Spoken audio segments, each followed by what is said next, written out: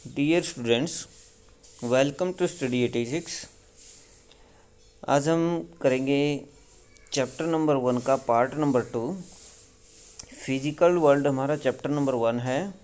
इसका part number 2 आज हम करेंगे। जिन्होंने पार्ट नंबर 1 नहीं देखा है तो वो इस वीडियो के डिस्क्रिप्शन में जाकर के पार्ट नंबर 1 की वीडियो देख सकते हैं, वहाँ आपको लिंक मिल जाएगा। चलिए पार्ट नंबर 2 स्टार्ट करते हैं। पार्ट नंबर 2 में scope and excitement of physics पढ़ेंगे। Scope of physics. Scope of physics is vast. Vast होता लंबा चौड़ा।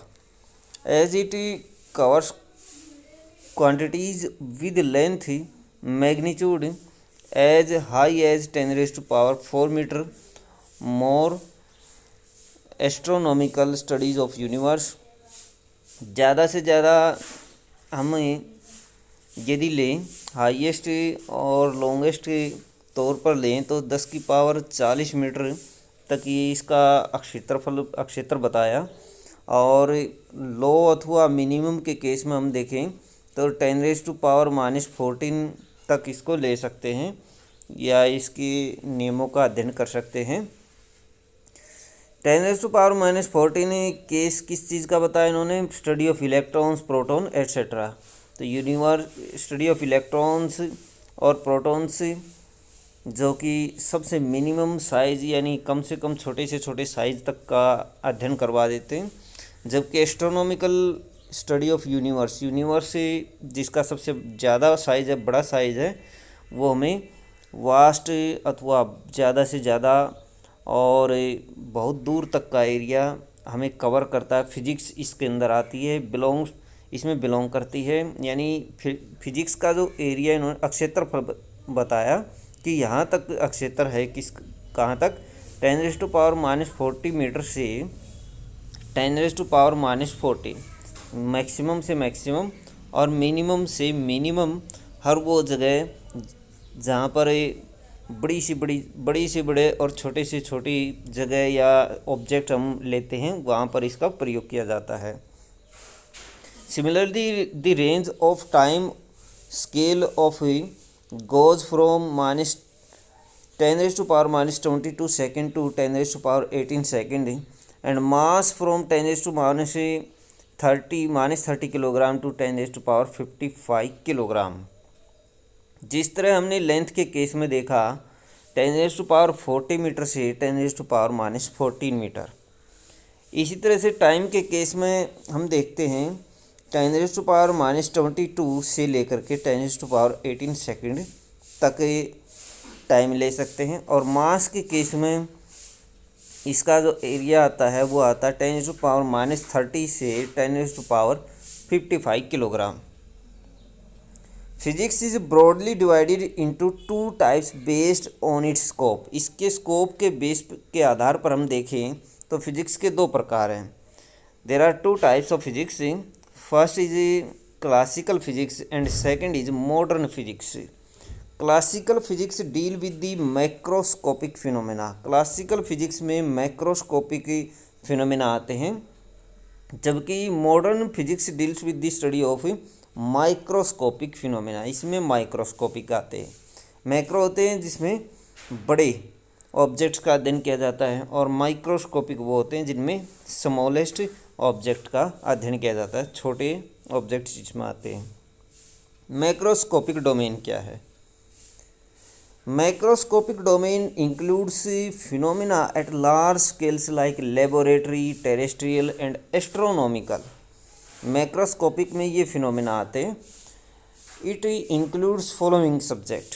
इसमें कुछ सब्जेक्ट्स नीचे दिए गए हैं, ये इसमें बिलोंग करते हैं। Mechanics, electrodynamics, optics. तो सबसे पहले देखिए मैकेनिक्स, थर्मोडायनेमिक्स भी इसमें आता है। Mechanics it is based on Newton's law of motion and laws of gravitation.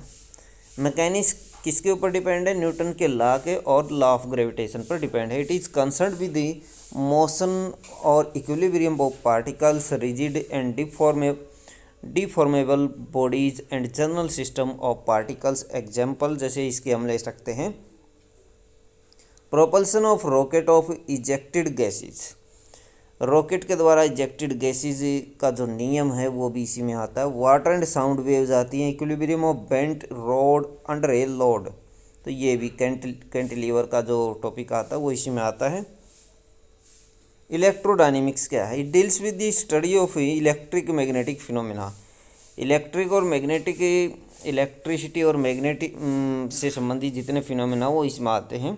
Associated with charged और मैग्नेटिक बॉडीज इसमें आते हैं। जैसे एग्जांपल्स हम ले सकते हैं, motion of current carrying conductor in a magnetic field में कोई करंट कैरिंग कंडक्टर है उसकी मोशन वो इसी में आता है। The response of A circuit on an AC voltage, the propagation of radio waves in the ionosphere, ionosphere में रेडियो वेव्स का प्रोपेगेशन।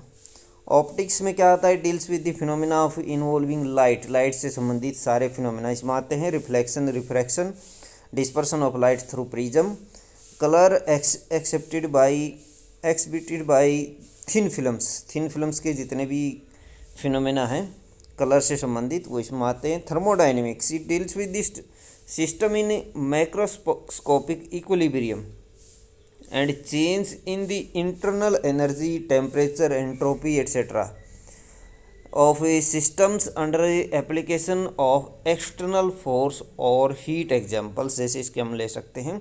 इसमें क्या क्या बताया? इंटरनल एनर्जी, टेम्परेचर, एंट्रोपी, इनसे संबंधित जितने फिनोमिना हैं, टेम्परेचर से संबंधित ज़्यादातर फिनोमिना इसमें आते हैं। एफिशिएंसी ऑफ हीट इंजन इसमें आता है। Direction of physical and chemical process इसमें ली जाती है। Microscopic domain, microscopic domain include the phenomena at a minuscule scale like atomic, molecular और न्यूक्लियर, जो भी छोटी साइज की ऑब्जेक्ट्स हैं जैसे एटम से संबंधित जितनी सारी चीज़ें हैं, जितने सारे फिनोमिना हैं वो इसमें आते हैं।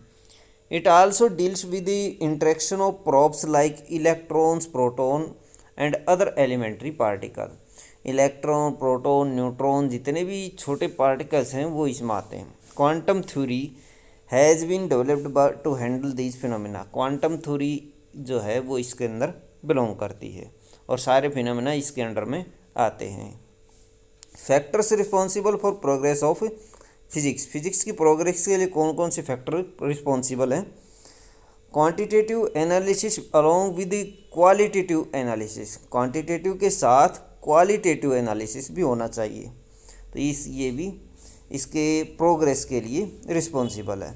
Application of universal law in different contents, तो कॉन्टेक्स्ट, ये कॉन्टेक्स्ट है।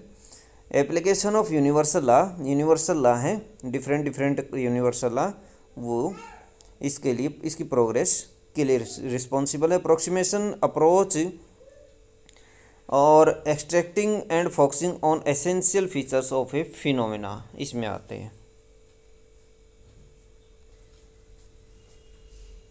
Hypothesis, axiom and models. Hypothesis is a supposition without assuming that it is true. It may not be proved but can be verified through a series of experiment. इसको prove नहीं किया जा सकता परंतु verify किया जा सकता है एक्सपेरिमेंट के माध्यम से। हाइपोथेसिस एक सुपोजिशन है, यानी मान सकते हैं इसको विदाउट अज्यूमिंग, बगैर अज्यूम किए, दैट इट इज़ ट्रू, ये ट्रू होता है। और it may not be proved, इसको प्रूव नहीं किया जा सकता, कैन बी वेरीफाइड, परंतु वेरीफाई किया जा सकता through a series of experiment के माध्यम से। एग्जाम्स क्या होते हैं? Exams is a self evident truth, एक सेल्फ एविडेंट ट्रूथ होती है that is accepted without controversy और क्वेश्चन, जो एक्सेप्ट की जा सकते विदाउट कंट्रोवर्सी के और किसी क्वेश्चन के बगैर।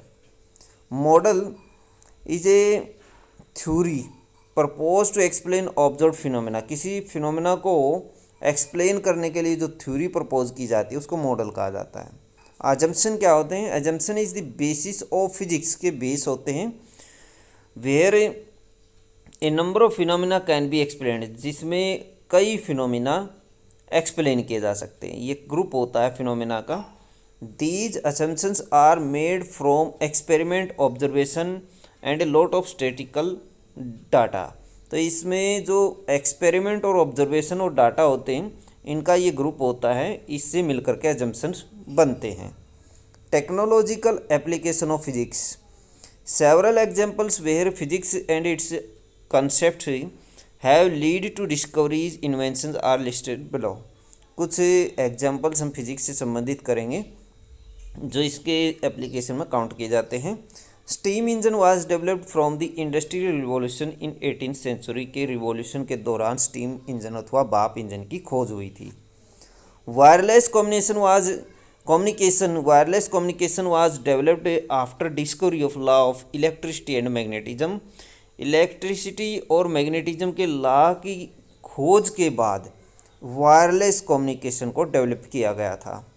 Neuron induced fusion of uranium done by हान एंड मेटनर इन 1938 के अंदर इन दोनों ने फ्यूजन ऑफ न्यूक्लियर यूरेनियम को खोजा था. यूरेनियम का जो फ्यूजन था वो किसने खोजा था? हान एंड मेटनर ने 1938 में. Lead to the formation of nuclear power reactor and nuclear weapons. जो जिसकी वजह से किसकी खोज हुई? न्यूक्लियर पावर रिएक्टर की खोज हुई और न्यूक्लियर वेपन्स की, जो परमाणु नाभिक रिएक्टर है उसकी खोज हुई और परमाणु हथियारों की खोज इसी के माध्यम से हुई थी. Conversion of solar wind geothermal energy into electricity. इनसे हम एनर्जी प्राप्त कर सकते हैं अथवा इलेक्ट्रिसिटी प्राप्त कर सकते हैं.